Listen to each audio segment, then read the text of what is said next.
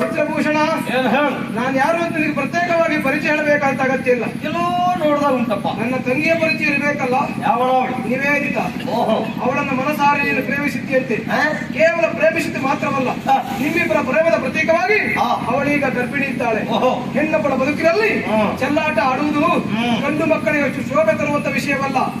ಯಾವ ಗರ್ಭಕ್ಕೆ ನೀನು ಕಾರಣನಾಗಿದ್ದೀಯೋ ನೀನೇ ಅವಳನ್ನು ಮದುವೆಯಾಗಬೇಕು ಅಂತ ಕೇಳಿಕೊಳ್ತೇವೆ.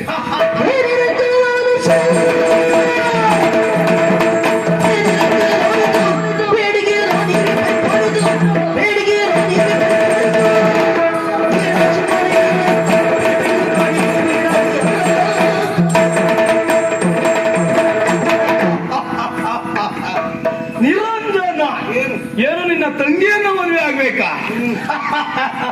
ಅವತ್ತೇನು ಒಂದಿಲ್ಲ ನನಗೆ ಚಂಡ. ಇವತ್ತು ಗೊತ್ತಾಯ್ತು ಈ ರುದ್ರಭೂಷಣ ಗಂಡು ಇದ್ದಾನೆ ಎಂಬ ಹಾಗೆ. ನಿರಂಜನ, ನಿನ್ನ ತಂಗಿಯನ್ನು ಮದುವೆ ಆಗಬೇಕು ಎನ್ನುವುದಾಗಿ ಹೇಳಿದ ಕ್ಷಣ ನೀ ಹೇಳಿದ್ದೆಲ್ಲ ಕೇಳಲಿಕ್ಕಿದ್ದವರು ನಾವಲ್ಲ.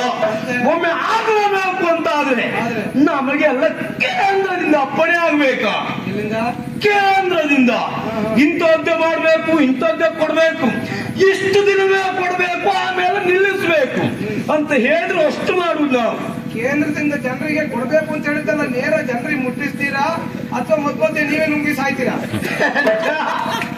ಏನು ಗೊತ್ತಾಗ್ಲಿಲ್ಲ, ಎಂತದ್ದು ಗೊತ್ತಾಗ್ಲಿಲ್ಲ. ಇನ್ನಾಗಲ್ಲ ನಾವು ತಿನ್ನೋರ್ ಭಾಗ್ಯವೋ ತಮ್ಮ. ತಿನ್ನೋರ್ ಭಾಗ್ಯ ಅಂದ್ರೆ ಮತ್ತೆಂತ ತಾಗ್ತದಪ್ಪ. ಕೇಂದ್ರದವರ ರಾಜ್ಯಕ್ಕೆ ಕಳಿಸೋದಕ್ಕಿಂತ ಮೊದಲೇ ರಾಜ್ಯದವರು ಎಷ್ಟು ನುಂಗ್ ಹಾಕ್ಲಿಕ್ಕೆ ಆಗ್ತದೆ ಬಾಯಿ ಕಳ್ಕೊಂಡು ನಿಂತ್ಕೊಂಡ್ರೆ ಒದ್ದೆಲ್ಲೋದಿಕ ಪ್ರಸಂಗ ನಿನಗೆ ಬೇಡ. ಪ್ರಸಂಗಲೋದಿಕ ನೀ ಮಾಡು.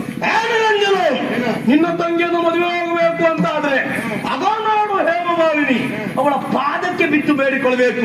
ಹಾಗಂತ ಅವಳು ಹೇಳಿದ ಕ್ಷಣ ನಾನೇ ಮದುವೆ ಆಗುತ್ತೇನೆ ಅಂತ ಅಲ್ಲ, ಒಮ್ಮೆ ನೋಡುವ. ಯಾರು ಹೇಳ್ಬೇಕು? ಹೇಮಮಾಲಿನಿ. ಅಯ್ಯೋ ದೇವ್ರೆ, ಅಂತದ ಇಷ್ಟು ವರ್ಷ ಆದ್ರೂ ಈ ಕ್ಷೇತ್ರದಲ್ಲಿ ನಿನ್ ಸ್ವಂತ ಬಂಡವಾಳ ಎಂತದ್ದು ಇಲ್ಲ ಮಾರ. ಎಲ್ಲ ಇನ್ನೊಬ್ರು ಹೇಳ್ಕೊಟ್ಟು ಮಾಡುವುದೇ. ಒದ್ದಿಕ ಪ್ರಸಂಗ ಅಲ್ಲ, ಬೇಡ ನೀನೇ ಮಾಡು. ಚಾಲಿ ಬಿಡು. ಕಾಲಚಕ್ರದ ಲೀಲೆ ಎಂದೆನುತ್ತಲವನು ಮಾಲಿನಿಯ ಮುಂದೆರಗಿ ಪಿಡಿಯ